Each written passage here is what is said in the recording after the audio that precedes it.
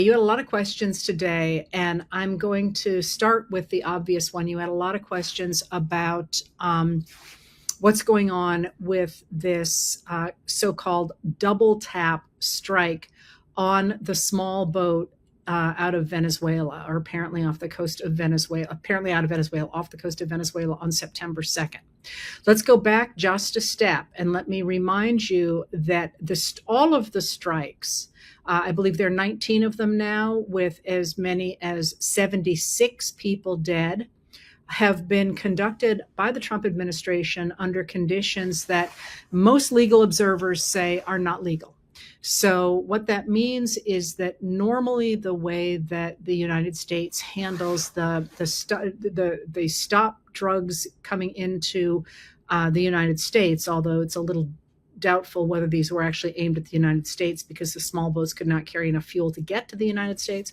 But the way normally those trafficking boats are stopped is that the Coast Guard and similar authorities usually shoot the motors, which is, I'm laughing a little bit because if you've grown up around those kind of motors, you know they're actually pretty delicate. And you shoot the motors don't go anymore. You board the boats and you take the people on them to the authorities in their countries. And that's always been the way that America has handled the stopping of the kind of drug traffickers that these allegedly are.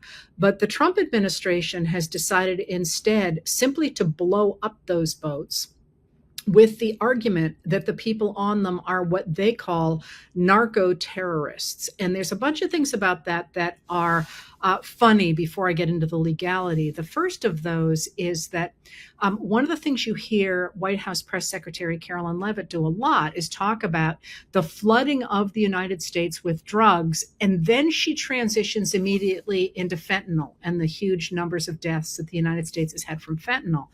But what is being trafficked from Venezuela is not fentanyl. It's largely cocaine. Fentanyl comes in a different way. So there's already a sleight of hand there. There's also the fact that the president has pardoned a number of major drug dealers, including one just yesterday, I think it was published today, who imported huge amounts of cocaine to the United States. But then there is also the legal issue. And the legal issue is that nobody has seen any evidence that these people are in fact drug traffickers. This is just the administration say so. And there is a real legal issue with just declaring a number of cartels to be at war with the United States. And, you can see this playing out in a number of ways with the fact that the administration has said it does not have to go to Congress for a declaration of war or for the continuation of its continuing strikes under the War Powers Act of 1973. But a lot of Congress people are like, hang on just a minute here.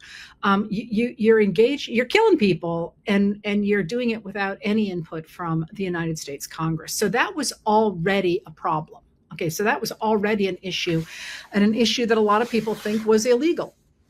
However, there's something else that went on with this so-called double tap of September 2nd. And that is that after the initial strike appeared to leave, of the 11 people who were on the ship, it's not a ship really, it's a boat. Just so you know, you can put boats on ships, but not ships on boats. That's how you remember which is which. Boats are little, ships are big. And these are little boats. There were 11 people on that boat, and the first strike apparently left 2 men alive clinging to the wreckage. So then there was a second strike that killed those 2 people. And then as of this afternoon, just before I came over here, news that there were 2 additional strikes to remove the wreckage, to destroy the wreckage, to leave no trace of what had happened. And the issue with that is a huge one, because even by the standards that the administration itself has laid out, this idea that they can, declare themselves judge and jury and executioner for these people on these boats, you can't kill people who are first, and those are civilians, by the way, but you cannot kill people who are outside, who are no longer engaged in any way. That is, it's called being outside of combat. That is a war crime. And that is illegal. And it is, as Angus King, an independent of Maine, said yesterday, it is also murder. So the real question is who gave the order? And I'm going to come back to that in just a second, but I would like to point out the story of war crimes and the story of the laws of war is a long one, and it's a really interesting one, and it's worth spending some time on. One of these days I'm actually going to write a letter about it, because it's a weird thought, right? That during war you're going to have rules. I mean, that seems like it's kind of crazy, but in fact we get rules about war in the middle of the 19th century that begin actually here in the United States and in a few other countries, in part because of the dramatic change of what war means in the middle of the 19th century when you get the concept of artillery and rifled bullets. Because what that does is it opens up the concept of total war, and that involves a lot of non-combatants. So beginning with that concept, you start to get governments saying, what do we do? Like, can we kill everybody? Can we not kill everybody? Because they're concerned partly about morality, but they're also concerned about rebuilding. Like, what does it mean to be at war with the population? And so out of things like the American Civil War and out of other wars as well, you start to see the rise of codes that say, you can kill somebody during wartime, but you can't rape somebody during wartime. You can kill a soldier, but you can't kill somebody who surrenders. And so they come up with these ideas that have rules around them. And that's a really important concept because, first of all, it makes it possible for societies to reconcile after a war, but also because it protects non-combatants. So it's designed to protect non-combatants. So for the United States to go outside of those and do what certainly looks to observers like a war crime is a really big deal. Now let me go back again to somebody like Pete Hegseth and what he stands for and what he has done. Hegseth, if you recall, was briefly in the military himself and really made his career as somebody talking about getting rid of the woke military, and you got to stop tying our hands, and you've got to be able to, attack the enemy without your hands being tied. And he really kind of embodied this whole cowboy masculinity, the idea that rules were for somebody else. He wrote a book about it, and if you remember during his confirmation hearings, again, Angus King of Maine is why it's on my mind. I watched a lot of Angus King yesterday.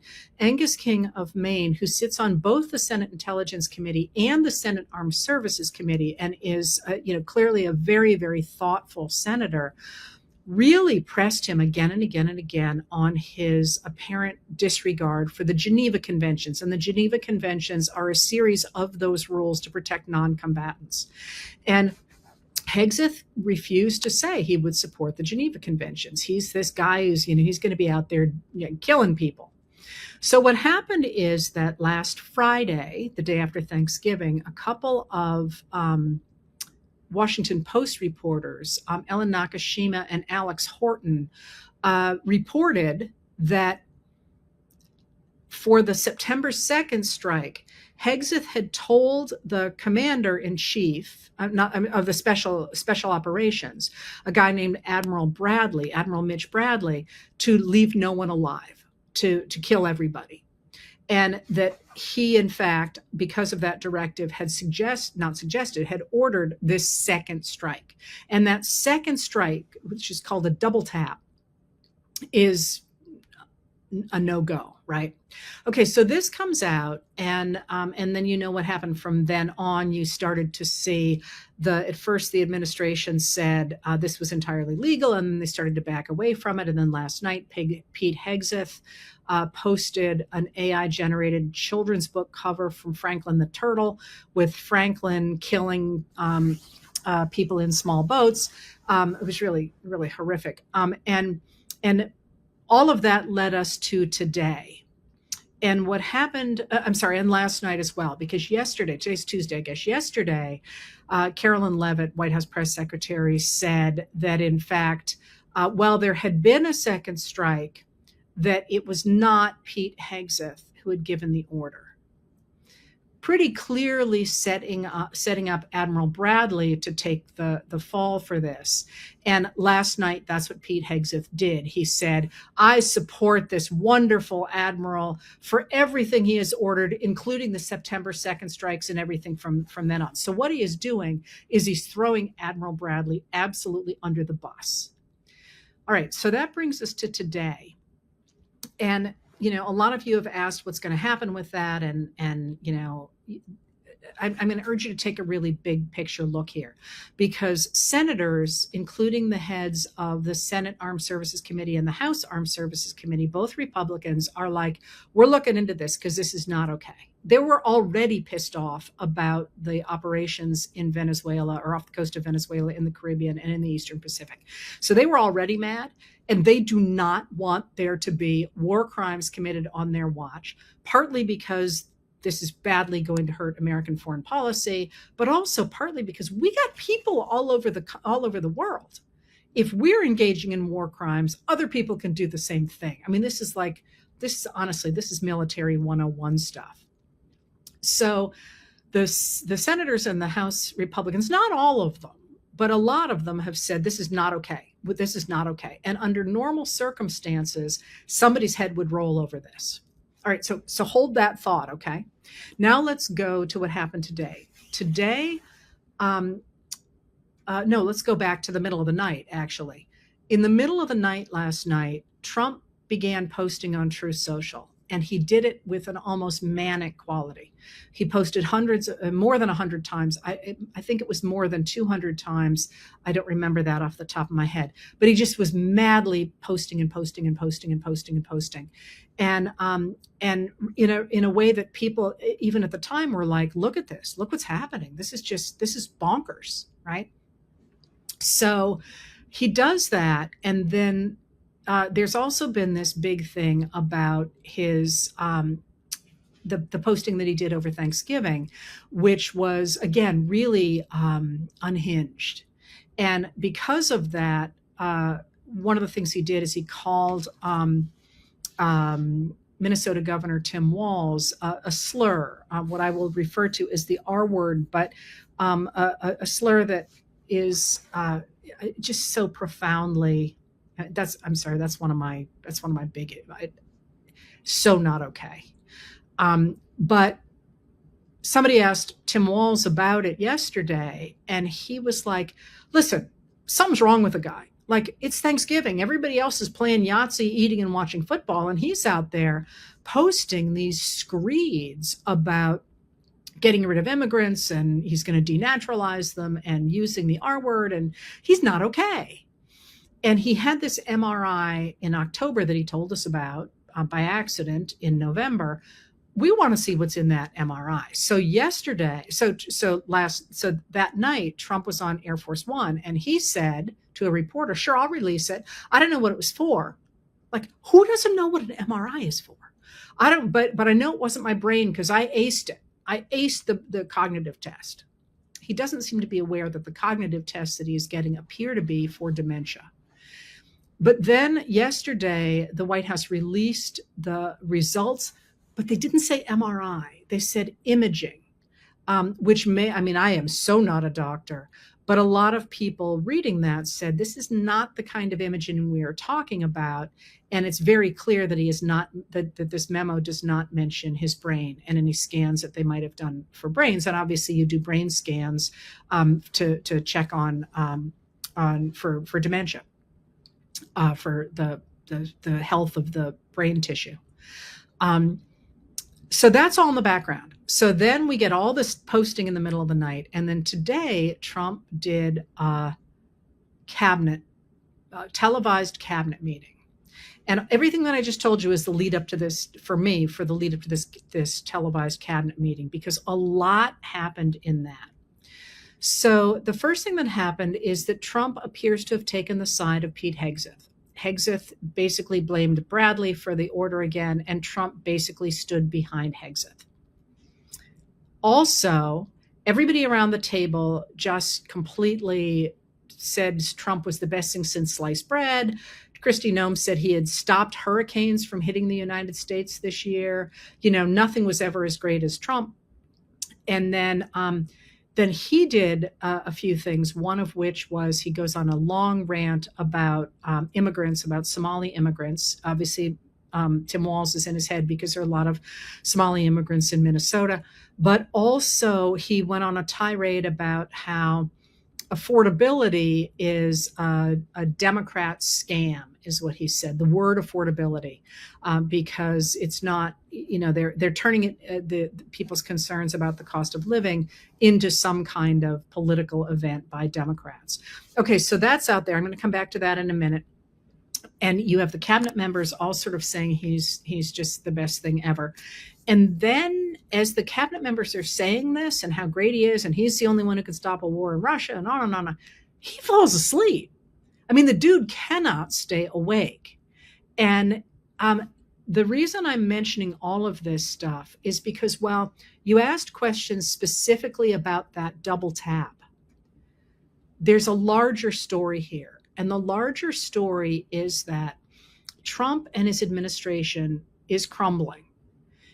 He is crumbling. He is, just watch him. You don't have to take my word for it. Just watch him. And imagine what you would do if that were your relative, one. And two, remember that he is the most powerful person in the world with control over American nukes, the American Defense Department, with everything the United States of America stands for. And so he's crumbling.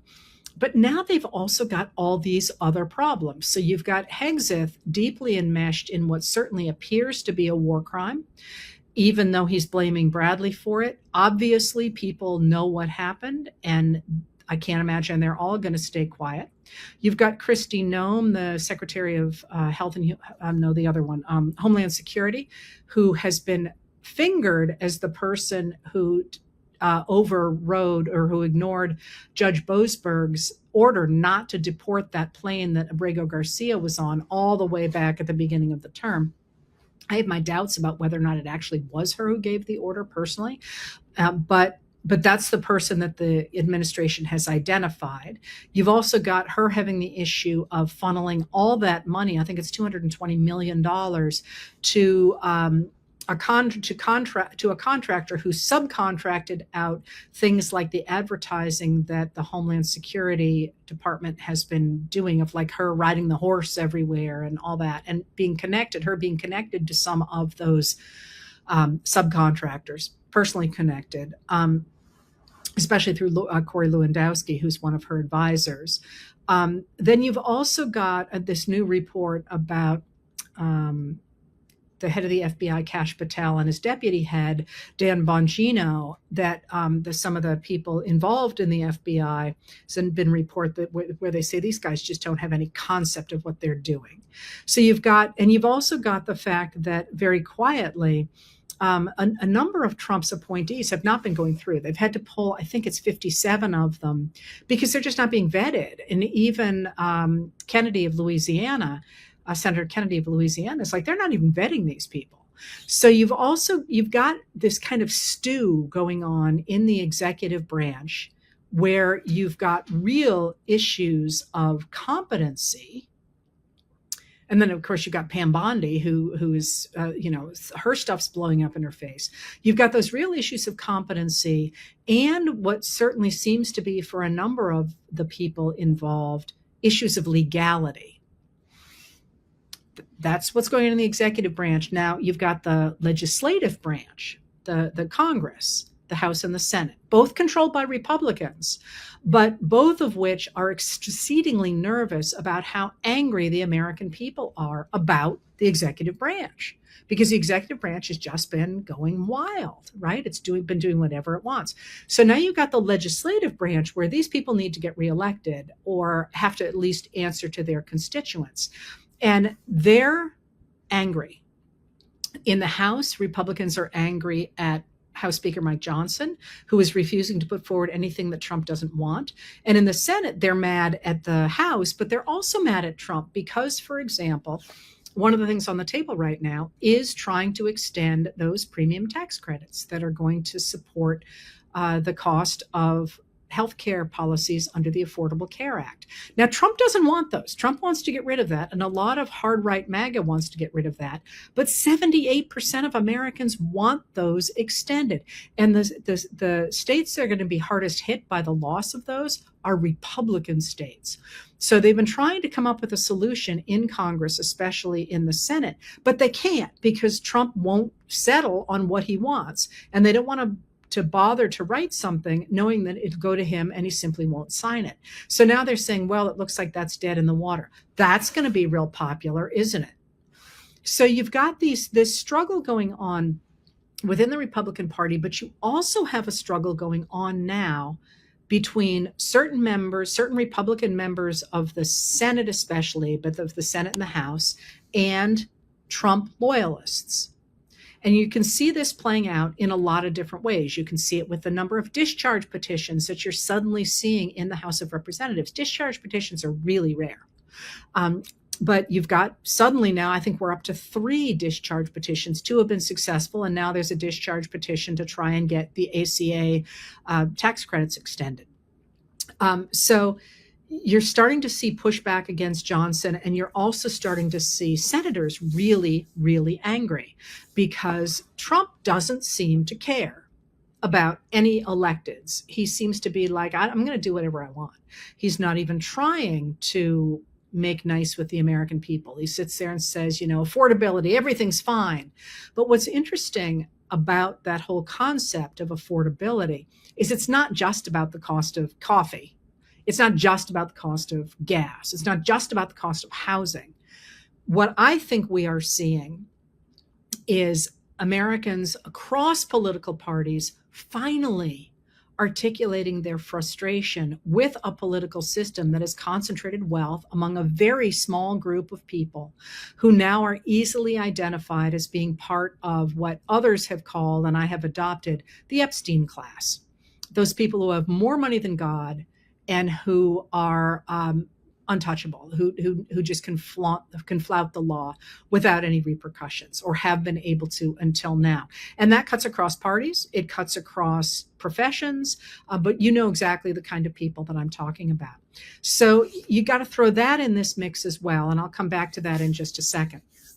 So you've got all these things going on, and you can see how scared the Republican electeds are right now. If you look at the special election being held today in Tennessee, and if any of you are here from Tennessee and you are haven't voted yet, just turn me off and go vote, right?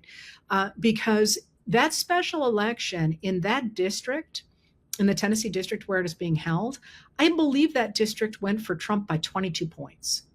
So less than a year after that election, are we less than a year? No, we're just over a year after the 2024 election. The Republicans should be able to run a stuffed animal in that election and win. But voters are so unhappy and are articulating their unhappiness to the point that people have been pouring money into that election. And the Democrat is within striking distance of winning that election. And that's why somebody said, why is everyone paying so much attention to this special election in Tennessee? And the answer to that is that Democrats have been overperforming by between 14 and 16 points. This is a 22-point district, I think, off the top of my head. So everyone's watching to see how the Democrat will do, to see just how fragile the Republican MAGA coalition has been. But now let's go back quickly to what I was just saying about Trump not caring about what the voters want, because I think you can see this dramatically in a lot of ways. I mean, Carolyn Leavitt, the way she talks to people, Trump's inability to control himself when he calls a reporter piggy, for example, but also Hegseth's posting of that made up children's book, in which he appeared to make fun of open murder by the American people, because those people represent us, showed such a profound disrespect not only for the murdered people and the country from which they came, but for us. But for those of us who say, we care about the laws of war, we care about laws, we care about the rule of law, and we're concerned that you stepped over it. Tom Nichols of The Atlantic, who's a scholar of the military and the national security, said he's like a punk. He's like some punk who got caught doing something wrong, and he's challenging the fuzz, that's an old-fashioned expression for the cops, to take him in because his daddy is, do you know who my daddy is? And that's kind of the feeling that you get from what the administration is doing. And that brings up another question. How long will the elected Republicans put up with that? Because the clear goal from the beginning of the Trump administration has been essentially to rig the 2026 and 2028 elections so Trump could never lose. He was pretty clear about that. Not Trump in 28. He's never going to make it that far. But that was pretty clearly what he was up to. It's not at all clear at this point that that's going to work, because the realignment that people like me see is one that is not simply the old Democrats, Republicans dichotomy, but it is a general realignment of the American people against this Epstein class. And that cuts absolutely across parties. This is how you get Marjorie Taylor Greene announcing she's going to resign right after she gets her pension and writing a screed that sort of says, I'm here for the American people. And a lot of people say, you can't trust her. Of course you can't trust her. But it's always important to watch how these people talk, because they are trying to model and reflect back what they're hearing from their constituents. So you're seeing it from Marjorie Taylor Greene. You're certainly seeing it from independents. And you are also seeing it from Democrats who are talking not only about not only about accountability, not only about affordability, but also pretty dramatically about reclaiming American democracy from this small elite that is trying to take everything. So if you are, a number of the comments that I always gather, where is there any hope? How can we hope for anything here? And the answer to that is stop thinking about individual crises. I mean, still participate in those. We need to protect our Somali neighbors. We need to protect, what the things that ICE is doing are unconscionable. All of those things are still there and must be combated. The bigger picture, though, certainly seems to be an executive branch that is increasingly just essentially saying F you to the American people. And the question of how elected Republicans and other people in the country will respond to that. And if you're an elected Republican, what does that look like? Trump is falling apart. Watch him. He is falling apart. He's under enormous stress. He can't stay awake in his own televised cabinet meeting. He's got incompetent people around him who are committing war crimes. And those Epstein files are, I believe we're 19 days toward the deadline of when those things have to come out. And a lot of people are like, well, they're not going to turn them all out. No, I feel certain they're going to do their best to hide them and to do, to redact them and do all kinds of stuff. But I keep saying to you, think of how many people have seen them and who can say, wait a minute here, I saw that document and what's missing from it is X. And a lot of them are not going to be willing to continue to cover up for people who are doing things like committing war crimes. So where you should get hope is the fact that we are watching this administration really sort of collapse in real time. I mean, it's a lot coming at us all the time, but it's in many ways fascinating. A lot of these storylines are sort of coming to a crashing end. But now, that being said, it's going to get really ugly. It's going to get really ugly before it gets better. So, all of those sayings about, narcissists ending up in madness, and the dying mule kicks hardest, and a cornered rat bites, and all that sort of thing. That's what we're going into in December, January, February. We're going into this crash between the executive branch, members of Congress, if they stand up to it, and the American people. So I'm not saying it's time to pop your champagne. I'm saying it is, the larger picture is not of an administration that is consolidating power. It is an administration that is crashing in on itself. And you see this in the Trump's popularity numbers, which are in the mid 30s. And people say that's still too many people. Remember that you're always, always, always going to have a reactionary movement is always going to have at least 22% to 25% of the people behind it for various reasons. But if your floor is 22% and he's at 35, you're not doing real well. And you've got the problem, the crisis of the economy. You've got the crisis of the appointees. You've got the crisis of Trump's own mental acuity. You've got all these things sort of crumbling at the same time or smashing together at the same time. Imagine what it would look like if you had a mentally competent, quite skilled politician doing what, consolidating the kind of power that Trump is doing. It'd be a very different story altogether. So that's out there in this moment as well. Let me see, did I get everything here? Yeah, I think I got everything that you were interested in, at least that I could do in this amount of time. So what would I tell you to watch now? If I were telling you what are the things to watch, I'm watching Trump's brain. First of all, that's the first thing. And second of all, watch what especially the Republicans in the Senate do. That's where the real pressure is starting to ramp up, but there should be a lot more of it. And it'll be interesting to see what happens in that Tennessee special election. Now, a lot of you have asked me to predict what's going to happen going forward. I don't know. We've never been in a moment like this in American history before. But I will tell you this. Now is the time to keep the pressure up. And for the next several months, by the way, when it is time to breathe, I will tell you when it is time to breathe.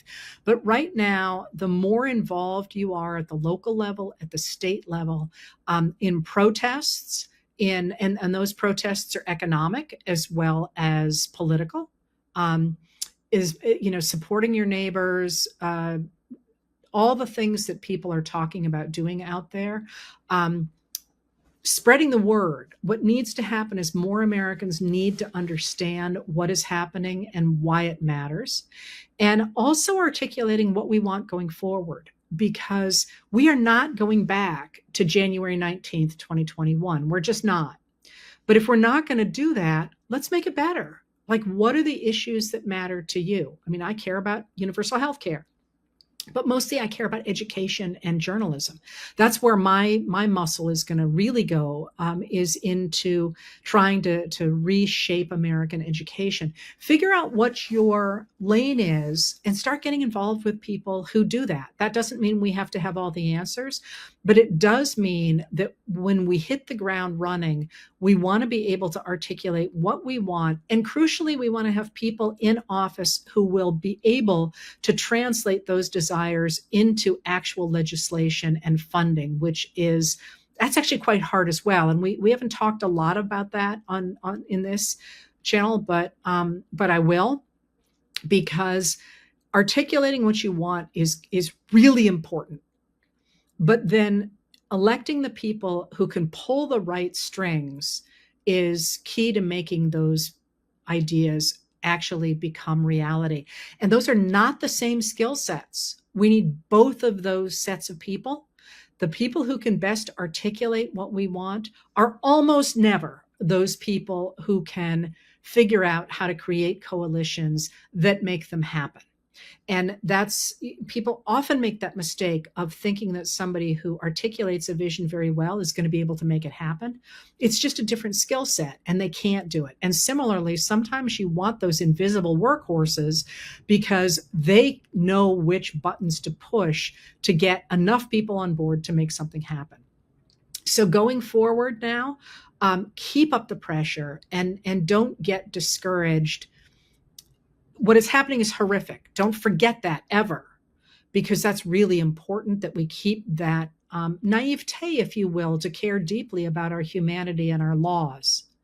But while keeping that in mind, it's important to remember that the larger picture is one in which this administration is under enormous stress, and the momentum is on the side of those people pushing back against it. And the more voices we have in this, in whatever way you are comfortable speaking up, the better chance we have of both getting rid of those oligarchs who are trying to destroy the United States, but also of building something on the other side that more adequately addresses the larger needs of the American people, which is, after all, the point of a democracy. So I actually kind of took the day off today, because for once it felt like I wasn't the only one who was keeping tabs on this administration and really pushing hard. Now it turns out I do have something to say, but now is not the time to despair. To the contrary, this is the time really to bear down and recognize that time and the ravages of age and of stupidity are on the side of American democracy right now. They're really helping us out. Trump's not going to get better. These guys are not going to suddenly become more competent at their jobs. The economy is not suddenly going to miraculously recover. And we are increasingly getting our muscle behind us.